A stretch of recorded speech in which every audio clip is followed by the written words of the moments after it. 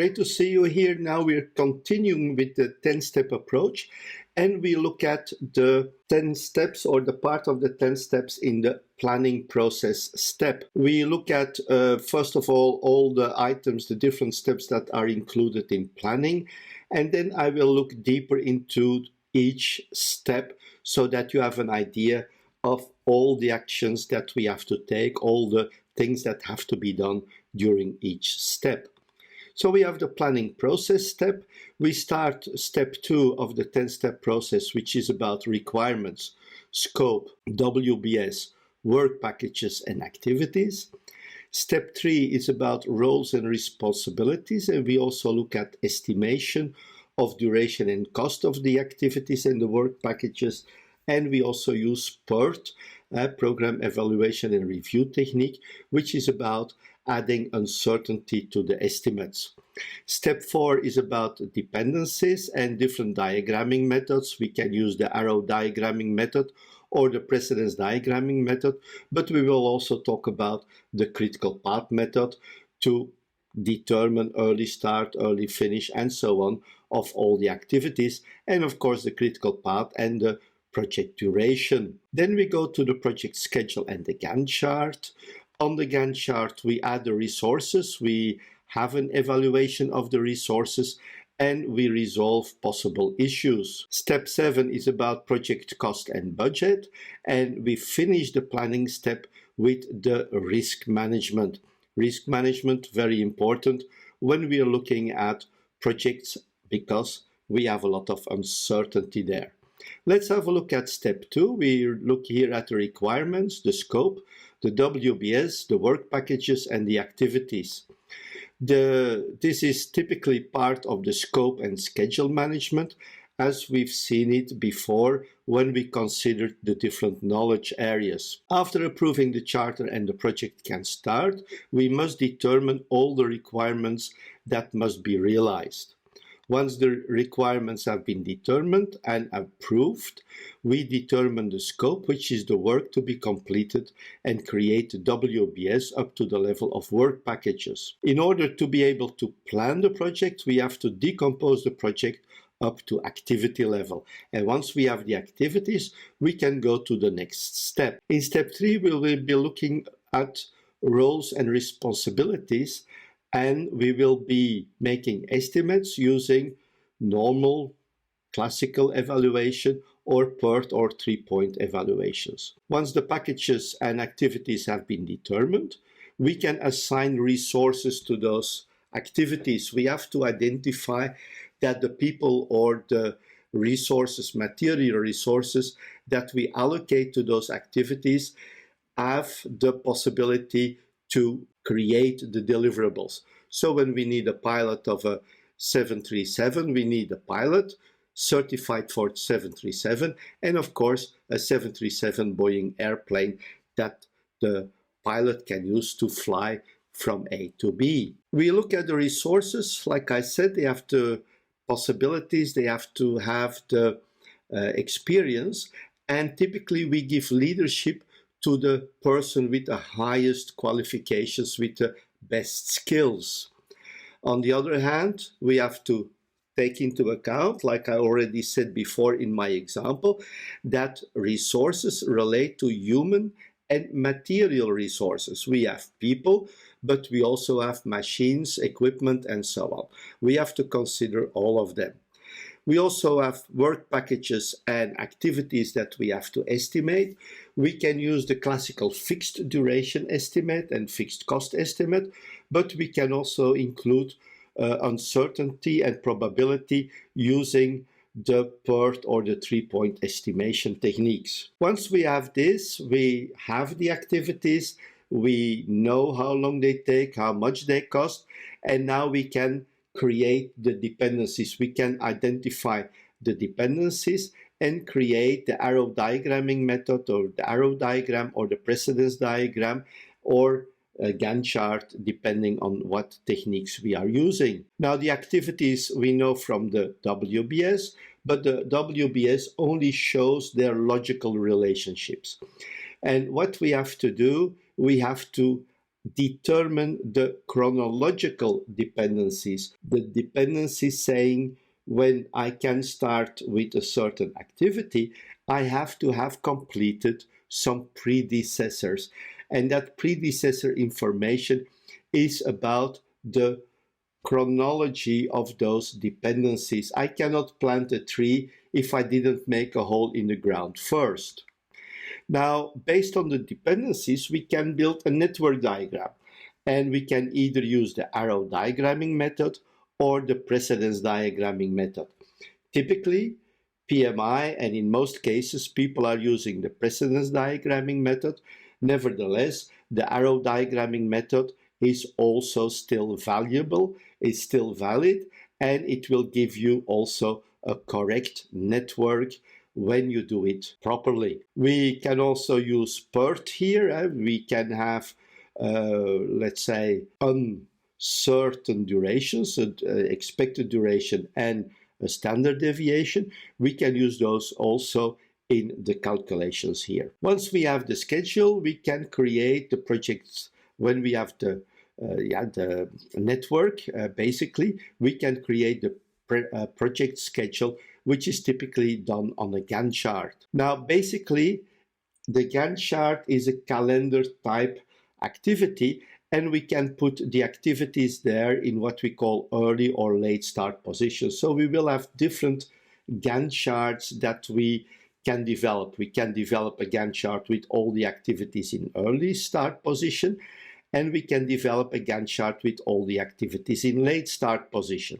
Now, the Gantt chart is like a calendar, and you put there all those activities, the start time, the end time, and also the slack. We look at resources and conflict resolution because we put those activities in the Gantt chart. We already identified the resources, but now we will be adding the resources to the schedule. And basically, when we are adding those resources to the schedule, it may happen that some resources are working on activities in parallel.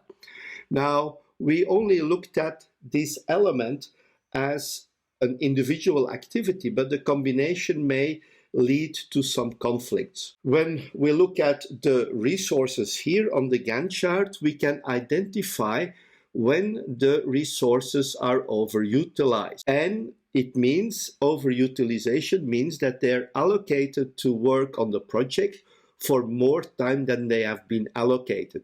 If you receive a resource for 4 hours per day, half a day, you cannot use that resource for more than 4 hours.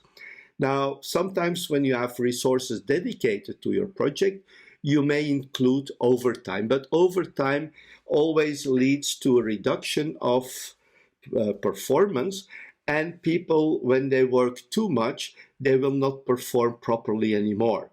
Keeping people on the project, it will just reduce their output, and it will not help you. You will only have to pay more if you have to pay them by the hour, and it's better to see that the people work exactly the time that they need.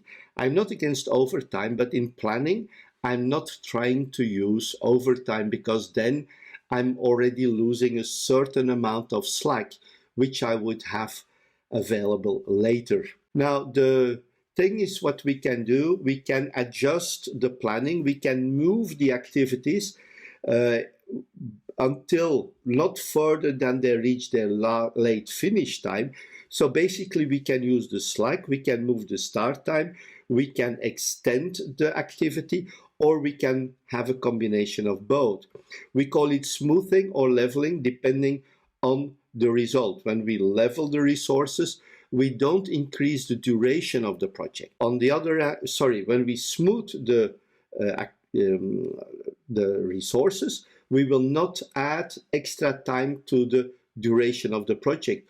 On the other hand, when we are leveling, there we will have an extension of the project duration. Basically, two elements, two possibilities are there. And at the end of this step, we have the resources and the schedule baseline. Now we find a third baseline. Before we had the early start, the late start, and now we find the planned start. We have the actual time start and finish that we are planning those activities. And these are the elements we're going to use later. We're going to calculate the cost and the budget now. The Gantt chart and early state start, late start, and planned start can now be used to determine the cost of the project. Each activity has a specific cost, and we add it to the Gantt chart. And helping or with that information, when we look at every period, we can estimate how much money we need for every period during the project. And when we add all of those, we have also the cumulative cost, the cumulative budget. We call the periodically amounts that we need. We call it the time-phased budget, and the other one is the cumulative budget, but it's also called the S-curve because it has the form of an S when you look at a typical project. It may not always be the case, and in some cases I will replace the S-curve by a straight line, but that's just for simplification and for proving some formulas. What we also can identify here is what we call the critical path position of the project. That's basically the relative position of the planned start and finish S-curve related to the early start S-curve and the late start S-curve. And I already spoke about this before, so you already have seen this type of S-curves. And basically, once we finish this, when we add all the elements to the S-curve, we find the cost baseline, and the cost baseline will also be used to determine the project budget. We still have to have some reserves there, management reserves, risk-related contingency reserves, and things like that. Now we are at the end of the planning step. We still have to look at risk management. Now, it's not so sequential as you see here, because basically risk management we already do earlier. Whenever we look at all those steps that we are considering, we are looking at what risks can be there, but we don't always look at them at that moment. We still have to identify them. Now, at the end of the planning step, we've seen everything already, what can happen during the project.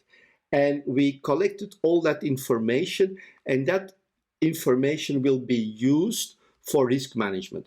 Now, we have to be careful when we define risk management, because in general, when people talk about risk, they talk about negative events.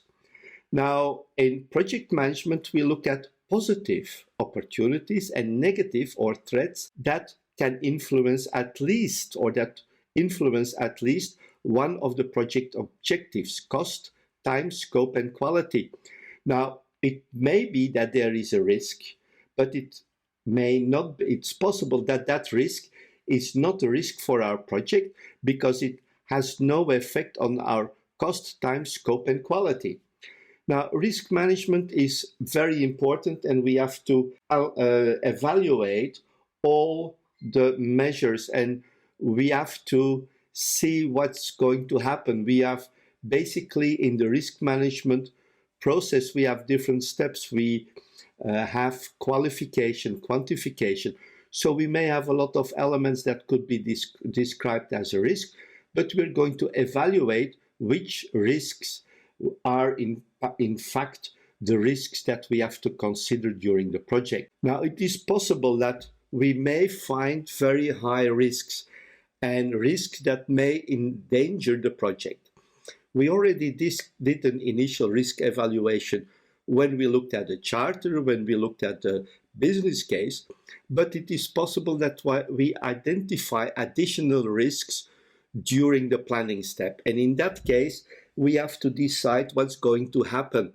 Is it still worthwhile to continue with the project, yes or no? Some project, even with a high risk factor, will be continued. Look at launching a man or a person into space. These are very risky events. Nevertheless, people did it. Those are high risk projects and people considered the risks. In other cases, you may say, well, the risk level is too high and we will not continue with the project. So basically that was here about the steps that we are considering, the steps related to the 10-step process in the planning step. So in the next video, we will continue with the steps related to execution, monitoring, control, and finally in closing. I'm looking forward to seeing you there. Thank you and bye-bye.